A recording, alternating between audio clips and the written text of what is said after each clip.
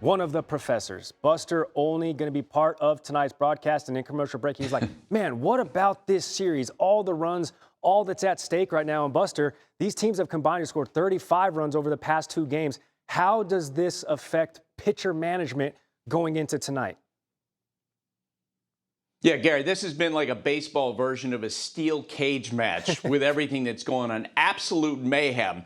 57 hits, 35 runs, 7 lead changes, 23 pitching changes the last 2 days, 379 pitches out of the guys coming out of the bullpen. You figure Aaron Boone, the manager of the Yankees, and Alex Cora, the manager of the Red Sox, after that game last night, they must have been exhausted. Going into this series finale tonight, the bullpens are in absolute tatters in how much they've been used.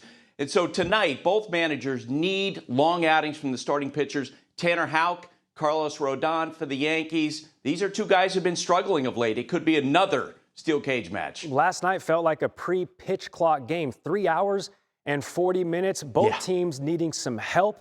2 days away from the deadline, so maybe they'll both be getting some. The Yankees, of course, trading for Marlins outfielder Jazz Chisholm yesterday. What are some other areas and some other moves we can expect from around baseball?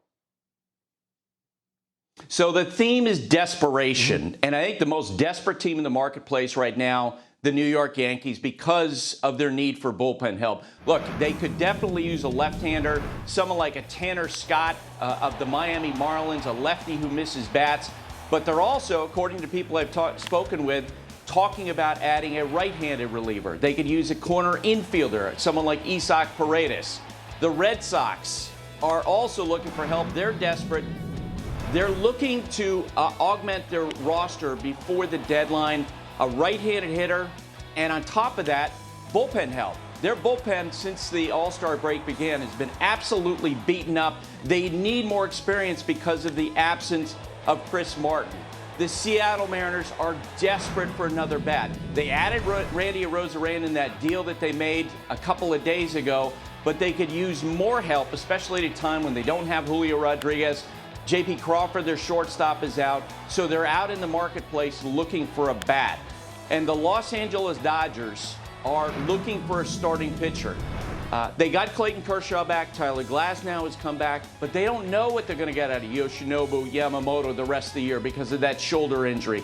So they were talking to the Chicago White Sox about Garrett Crochet. Jack Flaherty's probably the best available starter in the market now, and he's had a really excellent season for the Detroit Tigers. But they're competing against other teams for Flaherty, including the Yankees.